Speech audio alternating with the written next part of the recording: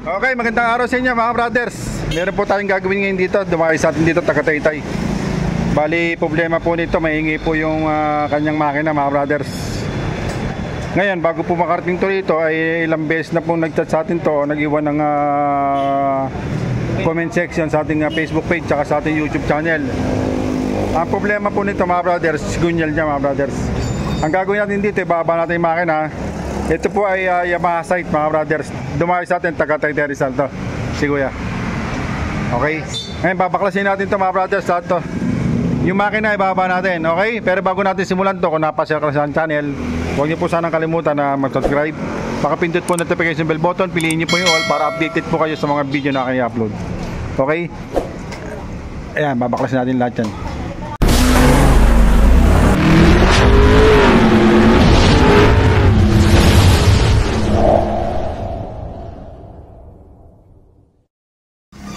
Okay yan mga brothers, tinanggal na po natin yung makina niya sa kanyang body o yung sa kanyang chassis.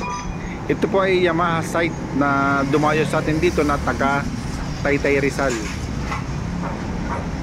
Yan. Ayan, nakabaklas na po yan mga brothers, tinanggal natin yung head.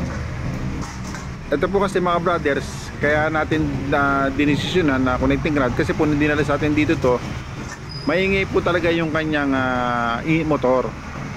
As in maingay talaga. Ngayon ang sabi ng may-ari, marami na silang pinalitan pero hindi pa rin mawala-wala. Kaya hindi na tayo nagpaligoy-ligoy para binaklas na po natin at dinesisyonan na palitan ng connecting rod. Kaya ang problema lang po dito mga brothers, mahirap po maghanap kaagad ng connecting rod dito, itong Yamaha site. Kaya ang ginawa ko, pina-order ko po yung may-ari ng connecting rod bago makarating sa atin dito sa shop.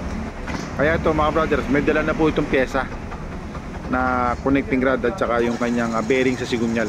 Ito mga brothers, binaklas na natin yung kanyang makina at maya maya lang mga brothers ay makikita natin yung talagang cost ng ingay nitong motor na to. Check mo baka yung bulitas.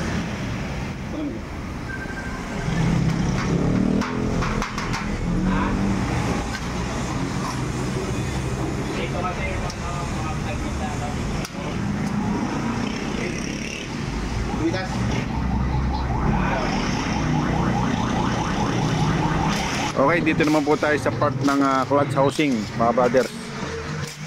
Tanggalin natin itong kanyang clutch housing cover. May mga bolt po yan na 6x30. Ayan, tinanggal na po natin. Tatanggal natin itong clutch housing nya at saka itong clutch bell. Ayan mga brothers. Dito mo tayo sa clutch housing. Mayroon po siyang 4 na tornilyo na 6x20. At saka mayroon po siyang clutch spring na 4. Pag angat natin ng clutch bell nya o yung clutch boss, mayroon po siyang mga clutch lining at mayroon po siyang nut sa gitna, yung 19. Ayan mga brothers, yung clutch lining nya, ito po mga brothers, mga bago po ito, inayos nila to at saka yung clutch housing inayos nila pero maingay pa rin mga brothers.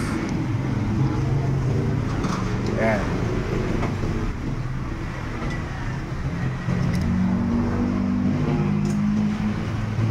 Yan, nakabili na rin pa.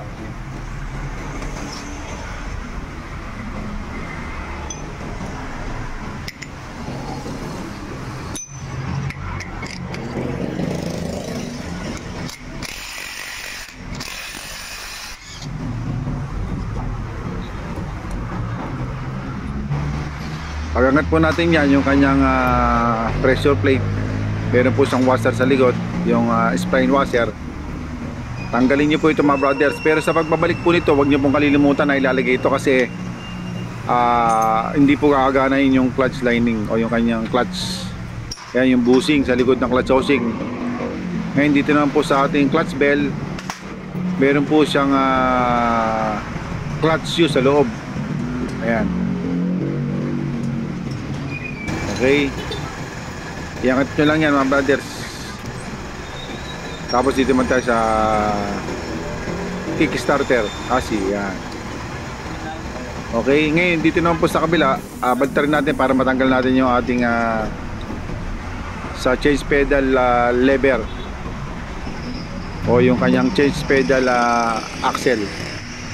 Meron po siyang pin. Ilahin nyo lang po yung pin mga brothers kung saan malalaglag sa kabila. At meron siyang washer at yung kanyang stick bearing. Yan, ingatan nyo po yan mga brothers, yung stick bearing niya at saka yung kanyang flat washer.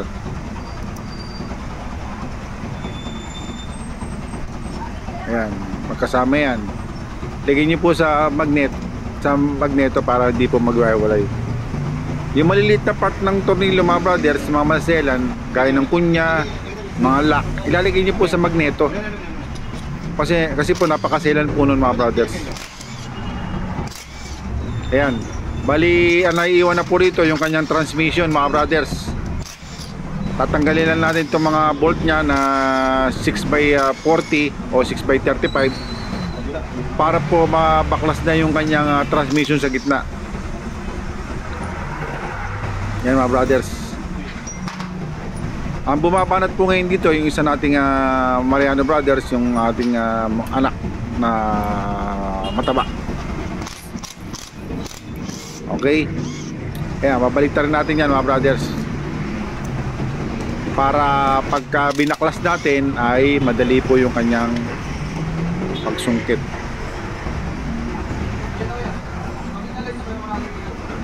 Gear indicator mga brothers, tinanggal natin. Okay, may spring yan sa loob at saka yung kanyang bulitas na pin. Ayan. Ngayon ang gagawin natin dito, sisikwatin na po natin ito mga brothers. Tanggalin na natin yung dalawang bolt.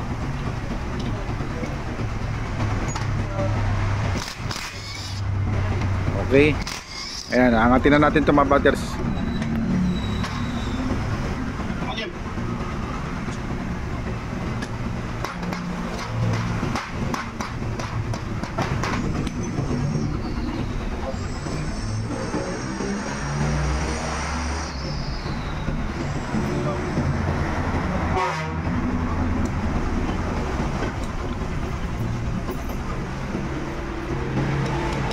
Yan mga brothers, kung marinig nyo po yung ingay ng connecting rod, ayan ang indication na palitin na po yung connecting rod mga brothers. Kasi po kanina talagang maingay po talaga yan, lumalagapak nung dinala po sa atin dito. Papalitan natin ng connecting rod ito mga brothers.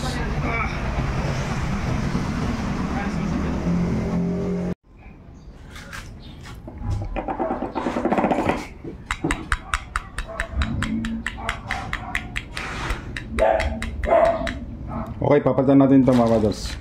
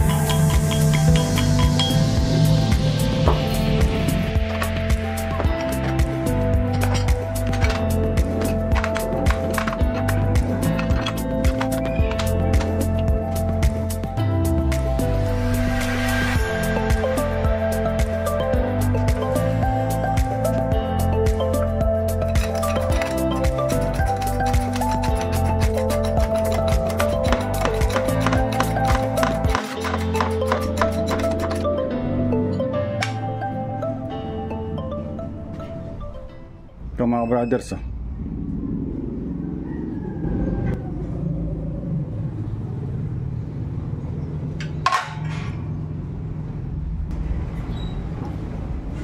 Okay mga brothers, bali nilinis na po natin tong sigunyal ng Yamaha sight mga brothers. Yan, Yamaha po, original po yan. Lagyan natin ng oil.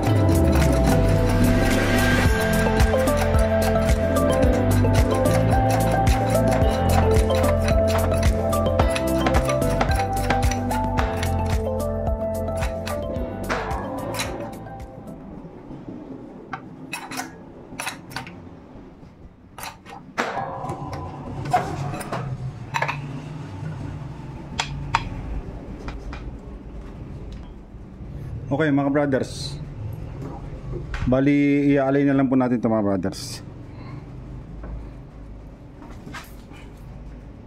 2,000 years later. Okay mga brothers, kapit natin yung bearing.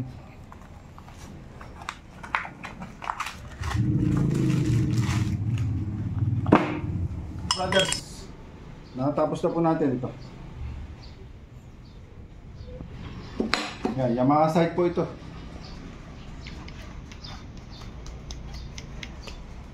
Ito po yung pinagpalitan niya mga brothers. Sira na po ito. Okay? Okay mga brothers, bali natapos na po natin yung connecting rod na sinalpak po natin mga brothers. Ngayon bubuuin na po natin to.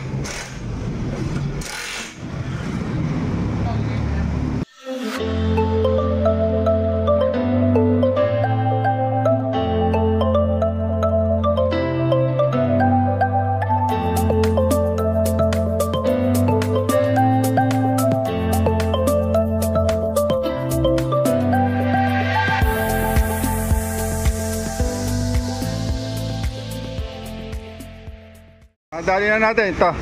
Tapos na po yung ginawa nating Yamaha sight mga brothers. Bali palit po ng connecting rod tsaka bearing sa sigunyad. Ayan. Na-road test ko na po ito mga brothers. Nalagyan na rin natin ng sticker. Sige boss, salamat ha. Ingat ka. Salamat sir. Sige. Subscribe kayo. Ayos dito. Okay, okay. Sol. Ay, smooth na andar niya no.